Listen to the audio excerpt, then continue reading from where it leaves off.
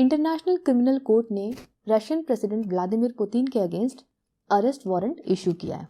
इसका क्या मतलब है, क्या इफेक्ट होगा रशिया पे इसका, और आईसीसी कैसे काम करता है, आज के इस वीडियो में समझेंगे। रशियन प्रेसिडेंट व्लादिमीर पुतिन को अक्यूज किया गया है कि उन्होंने वॉर क्राइम कमिट किया है, crime of deporting children. Putin के साथ साथ उनके एक मिनिस्टर को भी एक्यूज बनाया गया है। अरेस्ट वारंट इशू होने का मतलब है कि इसके बाद से रशियन प्रेसिडेंट अगर किसी भी ऐसी कंट्री में जाते हैं जो कि आईसीसी का मेंबर है तो वहां वो अरेस्ट फेस कर सकते हैं। तो क्या पुतिन अरेस्ट होंगे अगर वो किसी कंट्री में जाते हैं विजिट के लिए? तो आइए समझते हैं आईसीसी कैसे काम करता है और रशिया पे इसका क्या इफेक्ट होगा। International Criminal Court is governed by an international treaty called the Rome Statute. ये 1998 में आया था। ये वर्ल्ड का पहला परमानेंट इंटरनेशनल क्रिमिनल कोर्ट है। 1998 में 120 स्टेट्स ने इस स्टैच्यू को अडॉप्ट किया था और 2002 में जब लगभग 60 कंट्रीज ने इसको रेटिफाई कर दिया, then it came into effect. तब से ये लागू हो गया और इसी डेट के बाद से आईसीसी के पास ये पावर आई कि वो किसी वॉर क्राइम को प्रोसिक्यूट कर सकता है, इन्वेस्टिगेट कर सकता है। इसके पहले अगर कोई क्राइम हुआ हो तो आईसीसी का उस पर कोई जुरिस्डिक्शन नहीं है। 2010 में एक अमेंडमेंट किया गया था इसमें रोम स्टैच्यू में, जो कि विक्टिम्स के लिए नया स्टैंडर्ड सेट करता है for representation in the court room, ताकि फेयर ट्रायल हो सके और डिफेंस को प्रॉपर राइट्स मिल सके। इंडिया जो है वो रोम स्टैच्यू का पार्टी नहीं है। Along with US and China, Russia भी इसका पार्टी नहीं है। जब ये रोम स्टैच्यू अडॉप्ट हुआ था, at that time Russia was a party. बाद में विदड्रॉ कर लिया और रेटिफाई भी नहीं किया स्टैच्यू को। तो जो कंट्रीज आईसीसी के पार्टी होते हैं, आईसीसी का जुरिस्डिक्शन उसी कंट्रीज में होता है। आईसीसी कंट्री के क्रिमिनल सिस्टम को रिप्लेस नहीं करता है, कंट्री का क्रिमिनल सिस्टम अपना काम करता है। आईसीसी वैसे क्राइम्स को प्रोसिक्यूट करता है जो कि उसको रेफर की जाती हैं। अगर कोई क्राइम स्टेट का हेड कर रहा है या फिर उस स्टेट की टेरिटरी में हो रही है और वो स्टेट आईसीसी के जुरिस्डिक्शन में आता है, यानी कि वो आईसीसी का मेंबर है, तभी आईसीसी उसको प्रोसिक्यूट कर सकती है। ऑल्सो अगर United nation security council case refer करती है आईसीसी प्रोसिक्यूटर को, तब आईसीसी वो केस ले सकती है, क्योंकि तब यूएनएससी के एक चार्टर रूल के अकॉर्डिंग परमिशन ग्रांट की जाती है फॉर प्रोसिक्यूशन। तब ये मैटर नहीं करता कि क्राइम जहां कमिट हुआ है whether that state is a party of ICC और नॉट। ऐसा कब हुआ था? जब सूडान में वॉर क्राइम हुआ था दारफुर रीजन में, तब यूएनएससी ने केस रेफर किया था आईसीसी को, जबकि सूडान आईसीसी का पार्टी नहीं है। 6 ऑफिशियल लैंग्वेजेस हैं, English, French, Arabic, Chinese, Russian and Spanish, और 2 वर्किंग लैंग्वेजेस हैं, इंग्लिश और फ्रेंच। हेडक्वार्टर इसका हेग, नीदरलैंड में है। ऑर्गेनाइजेशनल स्ट्रक्चर देखते हैं, 4 ऑर्गन्स हैं इसके। प्रेसिडेंसी जो कि इंटरनेशनल रिलेशंस देखती है, सारा डिटरमाइन करती है, जजेस का अपॉइंटमेंट हो गया, रजिस्ट्री वर्क, एडमिनिस्ट्रेशन वर्क, सारा कुछ प्रेसिडेंसी देखती है। जुडिशियल डिवीजन में टोटल 18 जजेस हैं। 3 फेजेस होते हैं इसके, प्री ट्रायल फेज, ट्रायल और अपील वाला फेज। तो टोटल 18 जजेस होते हैं। ये जुडिशियल प्रोसीडिंग्स कंडक्ट कराते हैं। ऑफिस ऑफ द प्रोसिक्यूटर जो है वो प्री ट्रायल फेज में जितना भी इन्वेस्टिगेशन होता है वो ये ऑफिस ऑफ द प्रोसिक्यूटर करता है।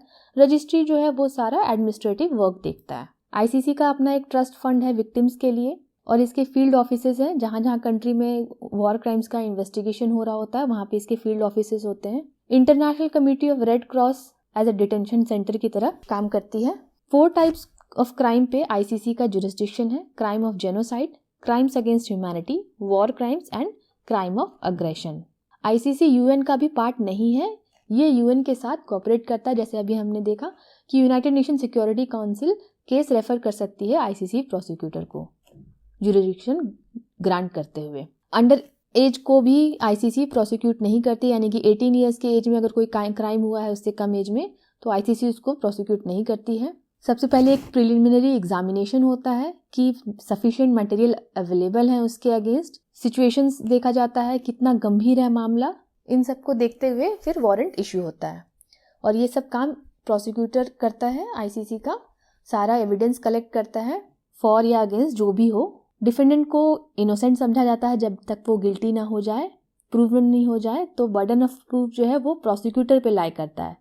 किसी को गिल्टी प्रूव करना है तो आईसीसी प्रोसिक्यूटर सारा काम करेंगे, अगेंस्ट में एविडेंस सारा इकट्ठा करेंगे। डिफेंड करने का मौका दिया जाता है, और जब तक इनफ एविडेंस नहीं हो जाए तो अरेस्ट वारंट इशू नहीं होता। यानी कि अगर पुतिन के अगेंस्ट में अरेस्ट वारंट इशू किया गया है तो उनका कहना है कि we have enough evidence. Limitations क्या हैं? अगर इतना कुछ कर सकता है आईसीसी, तो आईसीसी की अपनी कोई पुलिस फोर्स नहीं है, कोई इन्फोर्समेंट बॉडी नहीं है, तो ये कंट्रीज पे डिपेंड करती है जो इसके मेंबर्स हैं, पार्टी हैं। फिर रेड क्रॉस पे डिपेंड करती है डिटेंशन के लिए, ट्रांसफ़र के लिए, और पार्टी होते हुए भी स्टेट कोऑपरेशन कई बार प्रॉब्लमेटिक हो जाता है बहुत सारे रीजंस की वजह से। आईसीसी पे ये भी आरोप लगता है कि वो केसेस का सिलेक्शन जो करती है वो भी, उसमें भी उसका कंसिस्टेंसी नहीं है, क्योंकि ऐसा कोई हार्ड केस लेने से प्रिवेंट किया जाता है आईसीसी को जो कि वो लूज कर जाएगी। कई बार क्या होता है कि अगर किसी स्टेट में वॉर क्राइम हुआ है तो that person can take over that state and refuse to cooperate with ICC, he can avoid the judgement of ICC. ICC की अथॉरिटी में सफिशिएंट चेक्स एंड बैलेंसेस भी नहीं है, तो इसको माना जाता है कि ये वेस्टर्न इंपेरियलिज्म के लिए एक टूल है in favour of powerful countries. यहाँ पे हम देख रहे हैं कि cases United nation security council refer करती है, लेकिन Russia itself is a permanent member of UNSC, तो बहुत ही डिफिकल्ट है आईसीसी का कुछ भी करना। प्लस रशिया उसकी अथॉरिटी को नहीं मानती है, Russia is not a member. 2020 में यूएसए ने सैंक्शंस ऑथराइज किए थे against international Criminal court officials. ये वो आईसीसी ऑफिशियल्स थे जो कि यूएसए द्वारा वॉर क्राइम को इन्वेस्टिगेट कर रहे थे, यूएसए के ट्रूप्स के द्वारा किए गए वॉर क्राइम्स को, तो यूएसए ने इनके अगेंस्ट सैंक्शन लागू कर दिया था। उस समय क्या हुआ था, यूनाइटेड नेशन ने कहा था कि हाँ ऐसा नहीं करना चाहिए, बहुत सीरियस है ये। यूरोपियन यूनियन ने भी कहा था कि ये सीरियस कंसर्न है, बट जो कंट्री पावरफुल होती है वो अपनी मर्जी का करती है। ICC can not impose a death sentence, lengthy term of imprisonment दे सकती है लेकिन डेथ सेंटेंस नहीं दे सकती है, अप टू 30 ईयर्स तक का इम्प्रिजनमेंट दे सकती है। तो जो भी स्टेट मेंबर है आईसीसी के, वहाँ पे आईसीसी का ऑटोमेटिक जुरिस्डिक्शन है।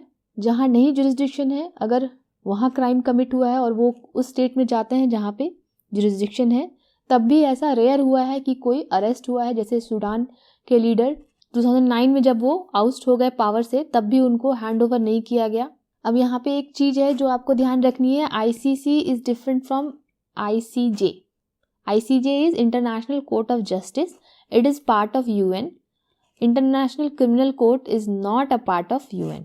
एक सेपरेट अग्रीमेंट के तहत इनका रिलेशन गवर्न होता है। आईसीजे जो है वो यूएन का one of the 6 principal organs है जो कि नेशंस के बीच में डिस्प्यूट सुनता है, जबकि आईसीसी जो है वो इंडिविजुअल्स को प्रोसिक्यूट करता है। इंडिया ने रोम स्टैट्यूट साइन नहीं किया है, इसीलिए मेंबर नहीं है आईसीसी का। तो इन सब को देखते हुए कह सकते हैं कि आईसीसी एक तरह का टूथलेस ऑर्गेनाइजेशन है और इसके अरेस्ट वारंट से पुतिन पे कोई असर नहीं पड़ता, क्योंकि पहले भी ऐसा हुआ है कि वॉर क्राइम के कन्विक्टेड क्रिमिनल्स दूसरे कंट्री में गए हैं जहाँ पे आईसीसी की जुरिस्डिक्शन है, फिर भी कुछ भी नहीं हुआ है। सिर्फ 1-2 एग्जाम्पल है जब ट्रायल हुई है, सच एज यूगोस्लाविया जेनोसाइड के लिए जो रिस्पॉन्सिबल था मिलोसेविक, वो ट्रायल के दौरान हेग में ही मर गया था। सर्बियन जेनोसाइड के भी जो कन्विक्ट थे उनका भी ट्रायल हुआ था। तो फ्यू एग्जाम्पल्स को छोड़ करके आईसीसी किसी में भी सक्सेसफुल नहीं रहा है। आपको क्या लगता है, क्या ये सिंबॉलिक जेस्चर यूक्रेन वॉर को रोक पाएगा? Let me know in the comment section. Thanks for watching.